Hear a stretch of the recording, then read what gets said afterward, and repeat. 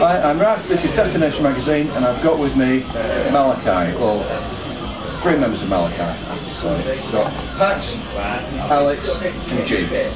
Right, first of all, I have to say, saw you set today, fantastic. Audience reaction was brilliant. Tell me how that feels.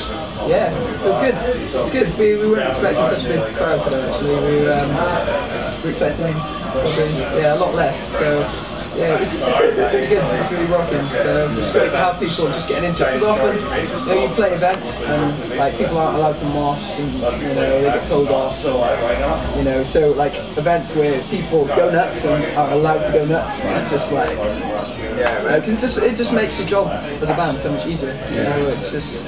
It's just whenever we have, whenever we see people having fun, it's always making us feel better. Yeah, wherever there is free to enjoy music, it's the best. Well, Greenbelt audiences tend to be well versed in what's good and what sounds good, so you're in a good place. Oh, yeah. Is this your first Greenbelt then? Yeah, it is our first Greenbelt. I guess I think you'd like to come back. Oh, for sure, man. Yeah, definitely. Fantastic. Okay, well look, how long have you been together? 3 years. 3 years, yeah. It's 3 years this September. Okay. And what's the original vision for that? Original vision is to spread the gospel of Jesus Christ. We just don't see the point in doing what we do unless we do it for a reason, and that reason isn't to live well, lots of money and have big houses. We're just not interested in that. All we want to do is just tell people about Jesus, and that's why we believe He gave us our gifts, and if we're not using it for Him, then we just don't consider any point doing it. You know what I mean? That's why we do it, and that's always been the vision, and that's still our vision. We're very much into like the hardcore scene, but we don't play hardcore. We're very much into screamo and stuff, but we don't play it just because we're then limited to that crowd. Whereas for us, one of the things we really feel God's saying is not being all things to all men. So for us, because we're kind of a little bit more commercial, we can play the hardcore venues and people enjoy it, but we can also play, schools, for example. Schools are an amazing way to spread the gospel because kids are already there and they're hungry, to hear what we're doing. So we play schools, we play on the streets, and we play church stuff as well. So we're not stuck to one thing. We can do all of it. You know what I mean? And for us, that gives us more opportunity to spread the gospel, and for us that's really important. Okay, so school kids. School kids are usually very I don't want to do this. Are they generally quite responsive to you? Yeah. Well, you imagine it, right? So you're in a school. Kids are in a science lesson. They get told they're going to see a rock band play instead of doing science. It's like, what do you think? Do you know what I mean? It's like they go nuts. And the thing is, often you're limited to what you can say about Jesus when you're in school. But when you do a show on a Friday night at the end of school and you invite them, because you do it in the school, but you invite them. But because they've chosen to be there, you can say whatever you want. You can spread the gospel as much as you want. Whereas during the school hours, that you're limited to what you can say. So you more have to just live it and just talk a little bit about what you believe. You're not allowed to say. During a lesson time, you're not allowed to say Jesus is the way, the truth, and the life. You're allowed to say I believe Jesus is the way, the truth, and the life. But if they come to the Friday night show, you can say Jesus is the way, the truth, and the life, and they've chosen to be there. So yeah, schools for us is a really big thing, and we want to move more towards doing that full time. Going into schools and telling kids about Jesus, because there's so many broken teenagers out there. Really messed up kids, man. And they have no idea how much God loves them, and that's why we do what we do.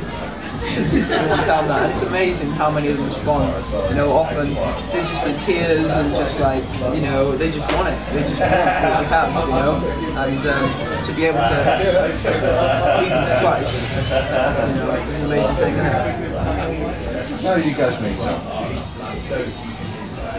Go back, do some talking, bro. Well, basically, it's a long story, but it's proof that God can use internet. Because we all of us, 3 of us, we met just typing license. There is plenty of like I don't know if you heard about gumtree. So it's quite difficult to find Christian musicians in London. London is quite a huge city, so but I've done this with a prayer.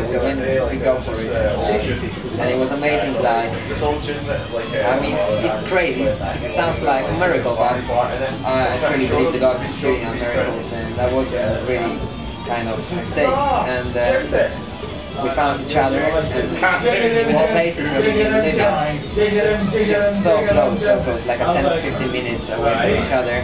So that could have helped us just to catch up and just to create something new.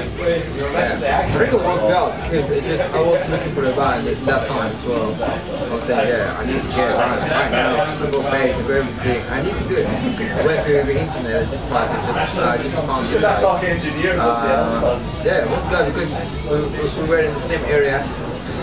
Yeah, we just was an amazing time. We started writing songs. That's how the band. Because obviously you tell them, you talk until they can do it. That's it, yeah. We do, like, again, like, think, like, we're all married. And so I got married when I was 20, my wife was 19.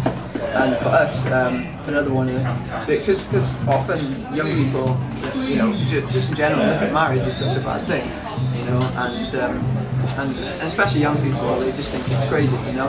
And but one of the things I always wanted to do was be married young, not because I wanted a wife for myself, but because I wanted to show people that marriage is a good thing. It's not. It's, you know, just simple things like that. That God puts these things in place, you know, for a reason. He gives us wives for a reason, and things like that. And so anyway, God did give me a wife. You know, gave me a wife young, and we have an amazing marriage. And I love her, she supports me, she's here at all my shows, you know. And just like, and little things like that. And you know, walking the walk is, I'm not saying you have to be married to be a Christian, of course you don't, you know. But it's about living what we talk about, you know. And for us, it's really important. Like, if one of us are out of line, we kick each other, man. You know, just be like, hey, sort yourself out, man. What's that pride about? You know, swallow it, otherwise please. You know, so for us, man, it's just, you know, just being in love with God is such an amazing thing. And being a touring band and stuff is like, you know, we don't often get a chance to be around for church on a Sunday morning, but for us, that's not what church is. Church is the people. You know, church is what we do. You know, this is church. We're fellowship, we're Christians. You know, for us, that's church. And you know, we also have people that we're accountable to. You know, that if we're out of line, people will say we're out of line. You know, and so yeah. We walk the walk as best as we possibly can, you know. We fall. Humans, you know, the Bible says we all fall short. But you know, that's what one of our songs is about. It's called Still Yours, and it's all about the fact that no matter how many times we fall short, we still belong to Him, you know. And you know, as Christians, if we're playing to young Christians, you know, often as teenagers, it's really easy for them to feel guilty about their lives and about just about things that they've done wrong, you know, and what we want to say to them is, look, don't, you know, God loves you and He just wants you to work at it, and, you know, but often you don't hear that, you know, often you hear, oh, you're really bad, oh, no, you've got to sort this out, you know, and it's like, of course you've got to sort it out, you know, don't take grace for granted. But at the same time, it's a walk, you know, and for us, that's what we want to do, is walk the walk the best we can, be examples, you know, because actions speak so much louder than words, you know. I believe that what we say on the stage is just a tiny part of it, you know, and for us, it's about living and showing people how we want to live our lives, and it's not easy, it's not easy, you know, but it's about living it, and it's about sticking at it, So when you're not on stage, what are you doing? At the moment, we're still working.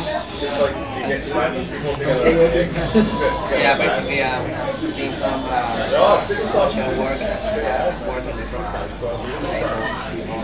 with people with mental illness. That's pretty tough. That's really very tough. It's also God can use me. It's about there is a chance to spread the gospel wherever we are, bring our jobs, and Yeah, and that's what we learn every day, just to basically to live, to be a light of this world, and just to spread the gospel wherever we are. It works. Music, or it's jobs that we have to do sometimes for our living, because it's not really easy to live in music. It's just God is still providing it, because of Him. He's helping us to survive and just to go forward. Yep. Are you right? Yeah, about me. Yeah, I'm still working. I work in the telecom company.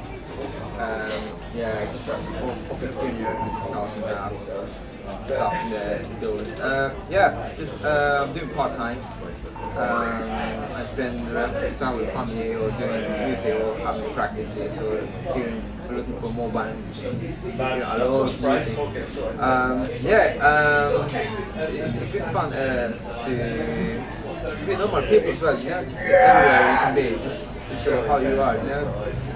Yeah, some people don't realize in my work don't realize that I go band, I go festivals to do stuff like that, you know. They just see me as a normal guy in the office and says, oh, you go long hair, oh yeah, you look a rocker. Yeah, you don't know I go band, you know, it's so fun.